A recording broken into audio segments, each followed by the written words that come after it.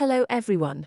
In this video, we're going to tackle an essential subject: how to sew jersey and, more generally, knitwear on a sewing machine. It's a stitch that often causes you problems because you don't always have a serger at your disposal. We're going to show you that it's perfectly possible to do without one, and that a classic sewing machine can be perfectly sufficient if you know a few tricks. There are two main types of fabric: warp and weft, which is woven, and knit, which is knitted. These little diagrams will help you better understand the difference in design between the two. In warp and weft, the fabric is made by interweaving perpendicular threads. On the knit, it's actually a single thread that forms loops attached to each other. Here's a comparison of a woven sample, with warp and weft threads crisscrossing, and a knitted sample. You'll notice that the knit fabric is quite stretchy, unlike the first fabric sample.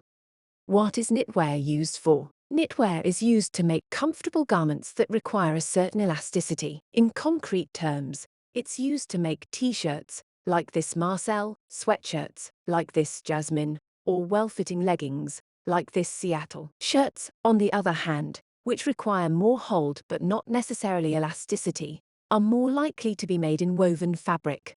Such is the case with this Paris shirt. Garments designed for knitwear cannot be made in woven. Imagine, for example, a poplin t-shirt you couldn't even get your head around. On the other hand, the reverse is not always true. It's often possible to use knit fabrics for garments designed for woven. For example, this denim Sam jacket could also be sewn into a thick sweater. Another rather telling example is these New York pants, sewn here in poplin and here in honeycomb knit. The difference will be in the way the garment looks. Garments sewn in it will tend to be rather soft, or at any rate softer and with less hold and structure than warp and woven. Knit is really ideal for baby and child sewing because it adapts to all movements without hindering them. How do I sew knitwear? I'd say there's just one thing to bear in mind when assembling. The seams must be stretchable. As the knit itself is stretchy, if you sew a non-stretchy seam with the usual straight stitch, the seam may crack at the slightest movement. What's more, this blocks elasticity, the main advantage of this material, and you lose all the comfort of the garment. Let's start with the most common: jersey. This is a relatively thin, flowing fabric with a distinctive look. On the right side, you can see interlocking V's, while on the wrong side, the thread forms small U-shaped waves. It can be composed of different materials, which give it different properties. A cotton jersey, for example, is easy to sew because it holds well like the one on the left, compared with a viscose jersey, which will be very fluid and leaky under the presser foot of your machine. The presence of elastane adds even more elasticity. Here's a Lisboa jumpsuit sewn in printed cotton jersey, and a Cape Cod sailor shirt in viscose jersey. Another advantage of jersey: there are many beautiful patterns to choose from, so you can add variety to your sewing projects. Ribbing is made up of alternating right side and wrong side knits, making it very stretchy. It may surprise you to learn that it's often knitted tubular, i.e., in the round. Its appearance can have more or less relief, as you can see from these two samples.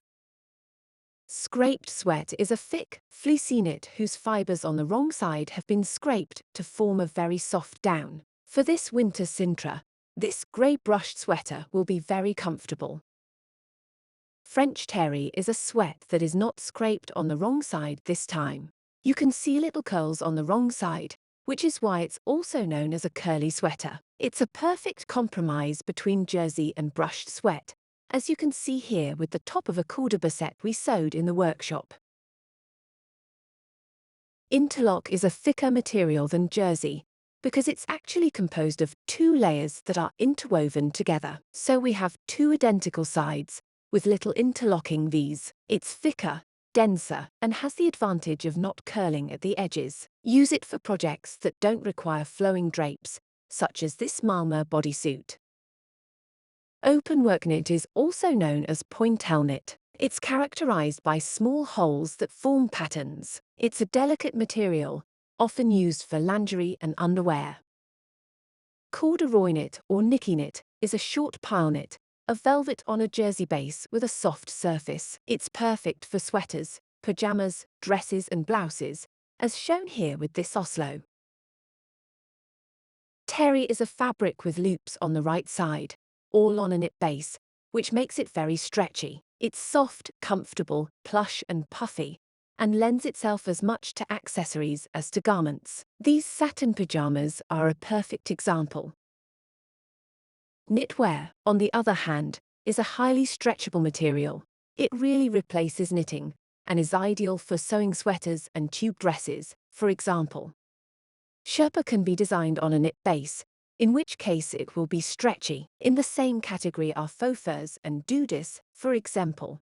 Plush-looking fabrics that are particularly soft. Here we have a soft Vienna cardigan. Swimsuit knits and technical knits are used for specific sportswear. I'm showing you lycra here, which is clearly stretchable and perfect for making swimsuits like Paulette, for example.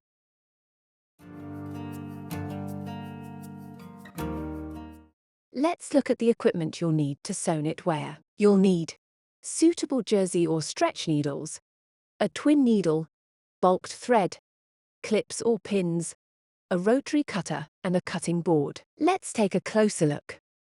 Let's start with the needles. To sew knit fabrics, you'll need special jersey or stretch needles. These needles have the particularity of having a rounded tip, which slips between the knits. Conventional needles can damage your knit fabric and leave small holes at the skill level. Next, choose a needle size that matches the weight of your fabric. 60 to 80 for light knits, 80 to 90 for medium weight jersey, 90 and up for sweaters, for example.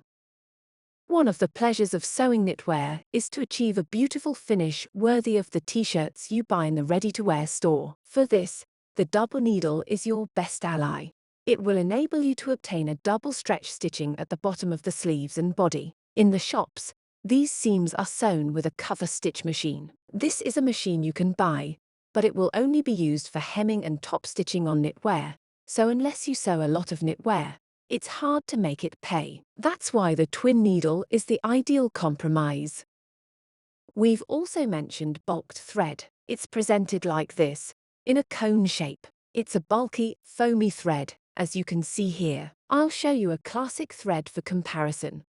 You can clearly see that bulked thread has more bulk. It's used in bobbins only, as it would tend to break if used as a top thread, and it has to be said that it's also less aesthetically pleasing as the stitches are less regular.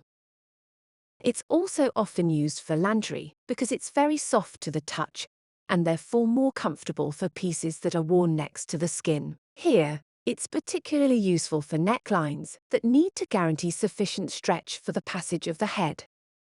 For cutting, I recommend the rotary cutter, used on a self-resorbent cutting board. The cutter is very practical, as well as being quick.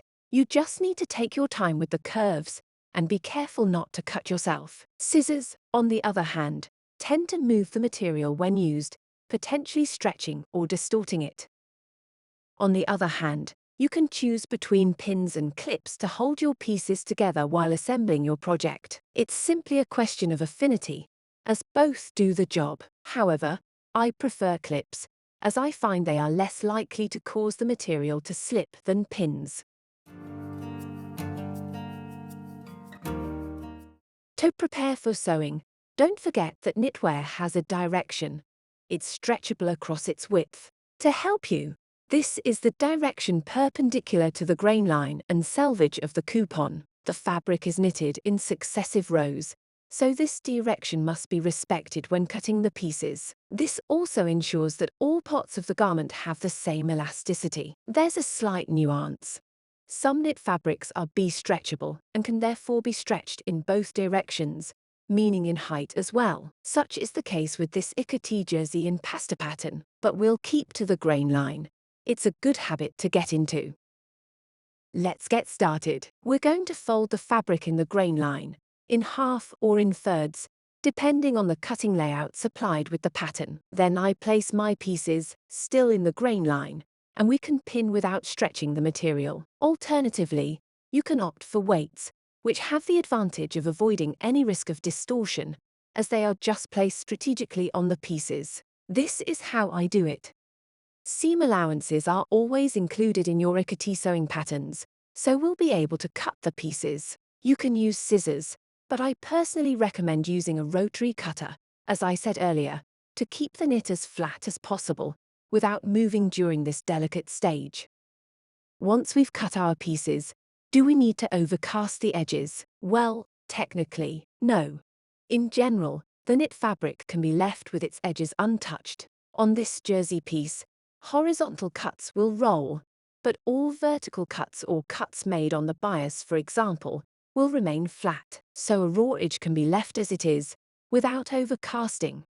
It won't unravel. Note, however, that a hole in the middle of the stockinette will tend to get bigger, as a knit cut in the heart of the material will unravel. Nevertheless, I personally prefer to overcast my selvages, because firstly I prefer this finish, and secondly it has the advantage of flattening the seam allowances and preventing the rolled fabric from making too many visible layers under the garments. It's up to you to choose what's best for your project.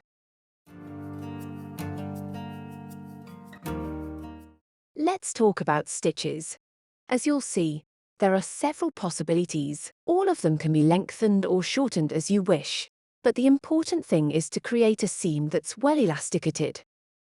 What happens if you use a stitch that isn't stretchy to sew knitwear? Well, let's experiment. I've sewn here on this sample with a classic straight stitch and polyester thread. If I stretch my fabric, it cracks. You can see here that the thread has broken, so I'm going to have a hole in my seam. It's important to make sure your seam is stretchy. I'm going to show you 4 stitches that will be useful to you, that don't require the same material, and that will therefore enable you to adapt to what you have on hand. First, there's the elastic stitch, also known as stretch stitch or flash stitch. It's so called because it resembles lightning bolts. Unfortunately, it's not available on all machines. It's perfect because it's stretchy enough to dispense with bulked thread. As you can see from this sample, it almost looks like a straight stitch, but it's actually a tightened zigzag. On the other hand, it takes a long time to make on your machine, and is rather difficult to unravel if you make a mistake. Despite this, it's my favorite stitch when sewing stretchy materials. An alternative to the stretch stitch is the zigzag stitch. It doesn't have to be too high for a joining seam, but it still has to be long enough to guarantee the seam's stretchability. I strongly advise you to try it out on scraps of fabric before taking the plunge. You get something quite similar to the stretch stitch visually, but on the right side you can see that the seam is not linear, so it's not the most aesthetic effect. It's a stitch that can tide you over, but it's not the one I'd recommend most, as you can see.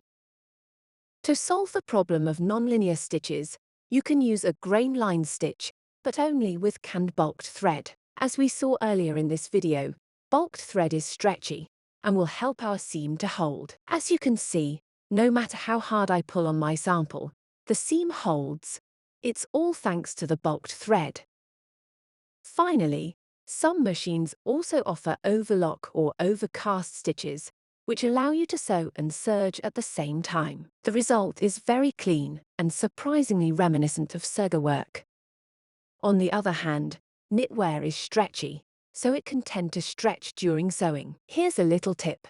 First of all, let the machine set the pace for the seam. Above all, don't hold back or pull on the material, which could distort the fabric and cause the seam to curl. Here's an example of a sample where the jersey was held back during sewing, and another where the same fabric was just guided with the hands, without pressure. You can clearly see the difference. The seam on the right curls, while the other is quite flat. I'd like to take this opportunity to show you a very useful tool.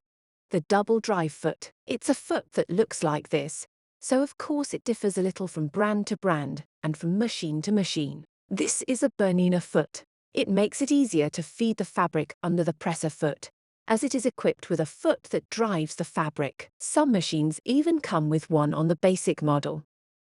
If you don't have this type of foot, I advise you to try it out first on a scrap of your knit fabric. In the event of poor training, you can reduce the presser foot snap if your machine allows, or slide a sheet of thin paper, such as the parchment paper used in the kitchen, under the fabric, and possibly over the fabric too, to stabilize the material. In this case, simply remove the paper after sewing by gently tearing it off. You should also be aware that some seams need to be reinforced, either because they will be subject to heavy wear and tear, or because the piece has been cut on the bias binding and will be more prone to deformation as it is washed. This is often the case with shoulders. You can add an extra strip of jersey to the seam, a piece of ribbon, or iron on some stable manche at the seam, for example, and stitch through the layers.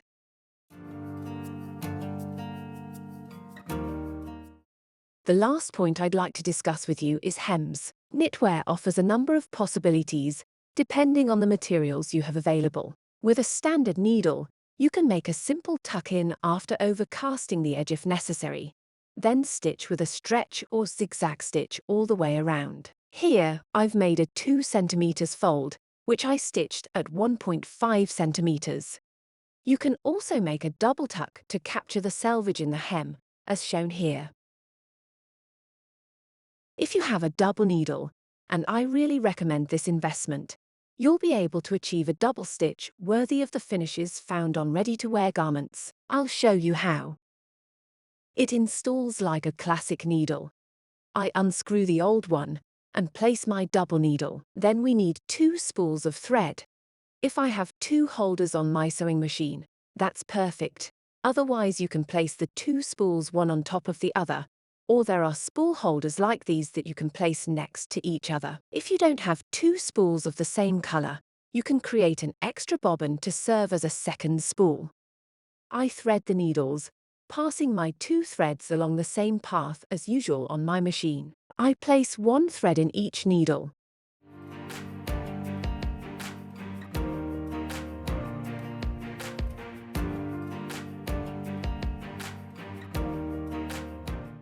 I can now start sewing, selecting a straight stitch. This time, you can use the straight stitch without bulked thread, as you'll see later. Here's the result: 2 parallel stitches on the right side, and a zigzag on the wrong side. It's this zigzag that guarantees the stretchability of the stitch, which is why we were able to use a polyester bobbin thread. Now you can hem.